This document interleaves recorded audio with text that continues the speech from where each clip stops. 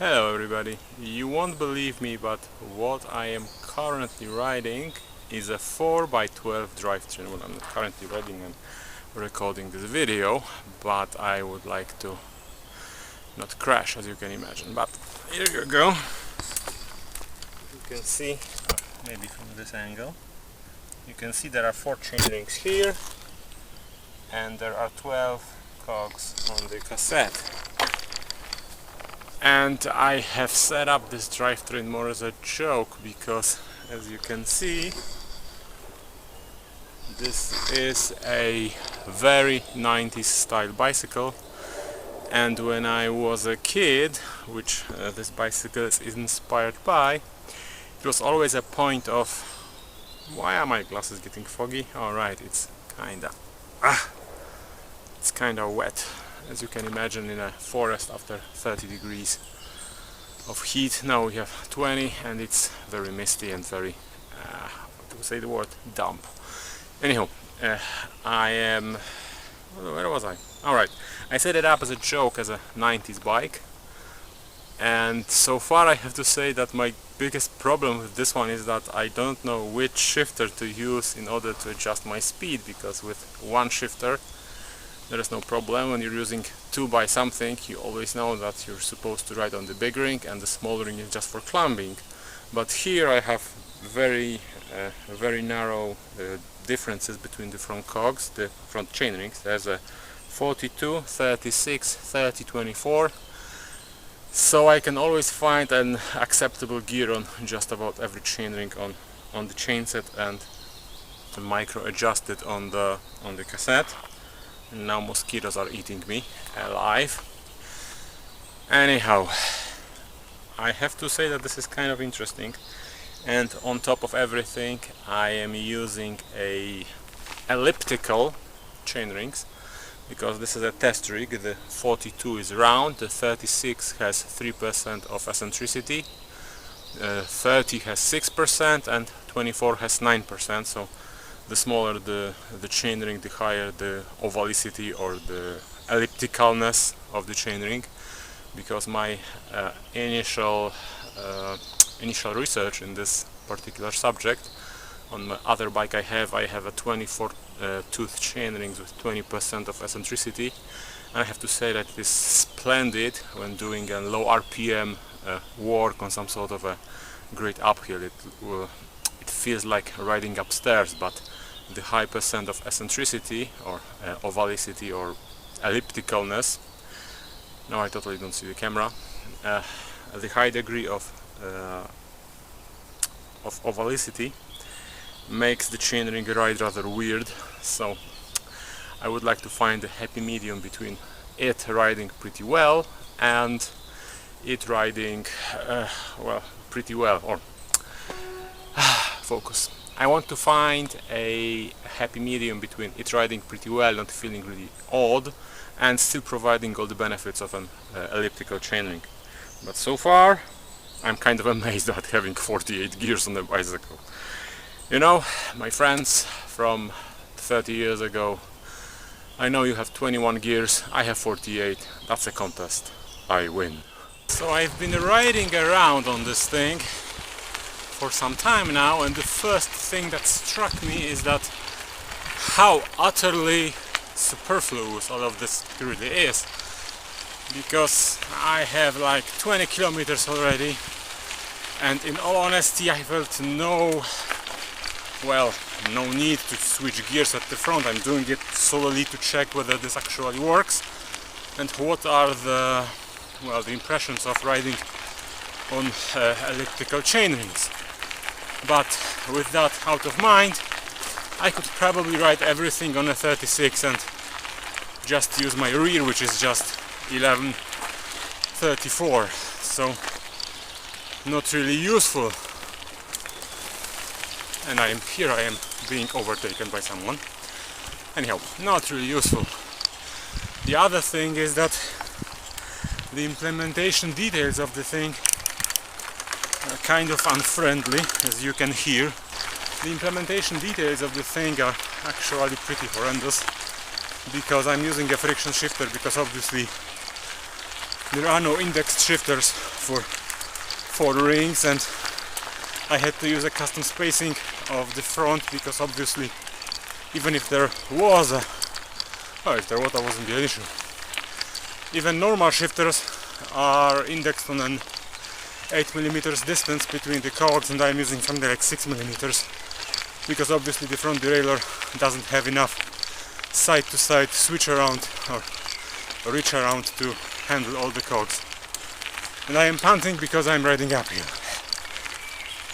Anywho, my first notion of the thing is that because it's so superfluous, I probably replace this because it's kinda rickety and it's wobbling side to side.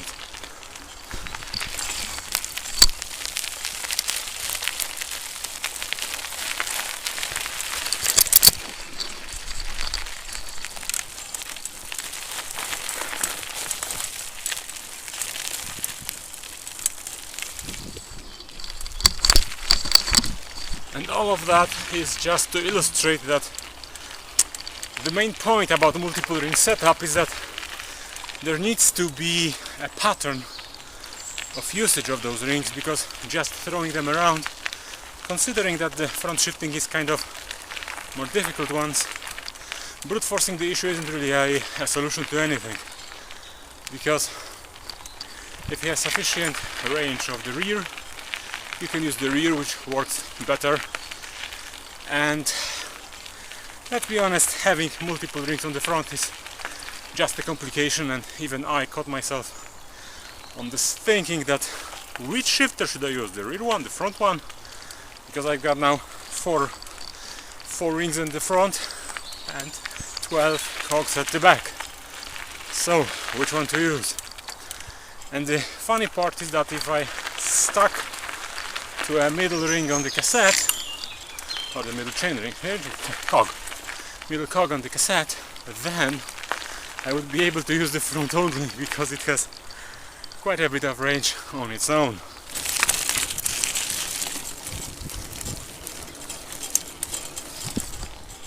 And I broke it. Now the life's lesson over here: don't ride on rough stuff holding the bars with one hand, and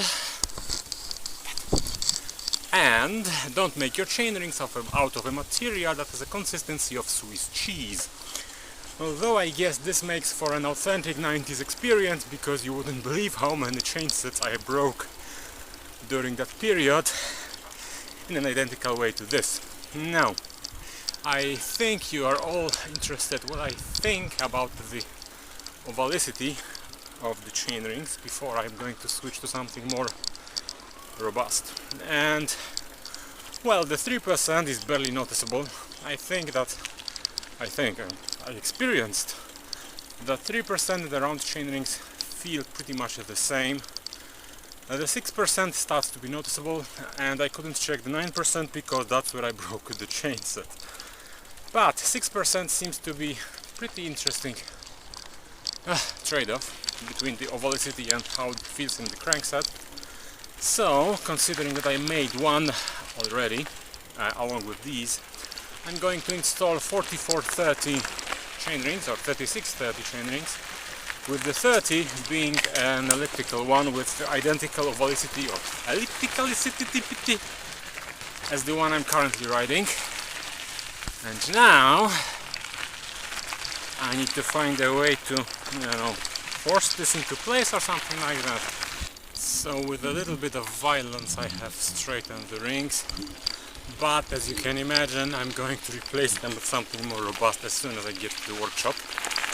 And as I was riding along with my squeaky chain rings, that's pretty squeaky, kind of like, well, making a noise. Anyhow, what I think is that something like this is completely useless on a mountain bike, as you would imagine, because the complication brought into the system is way too high for the benefits, whatever they may be. However, something like this would make quite a little bit of sense on a road bike, provided that it's going to be controlled by an electronic brain. because with automatic electronic shifting you could always find a combination that's within like 2% from your actual momentary or target cadence, so the system could control the cadence, the gears in a manner that you would always be riding at your optimal cadence. Whether that's a feature or that's a feature that makes sense, not for me to decide, but it was a fun little experiment. So I hope to see you on the next video. And I shouldn't be talking while riding because apparently I don't have the lung capacity to do it. End of the video. Alright, this is the corpse of the chain rings I've been using. This is 24, 30, 32 and 36 and 42.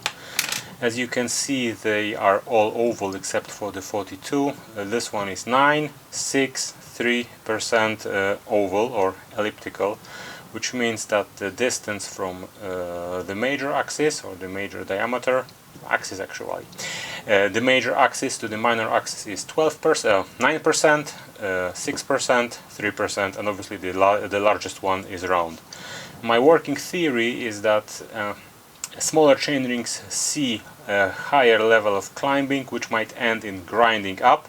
So since oval chain rings are most beneficial doing low RPM work, and they show pretty much no difference at high RPMs, then using them on smaller chain rings, especially dual ring setup, is most likely most beneficial, and seems to be working that well because on my ultimate gravel bike I am using a 44-30 setup, with the 30 being a copy of this one, but just with a 64mm BCD, which is a standard. With this one is completely custom. I was just having fun with my lathe.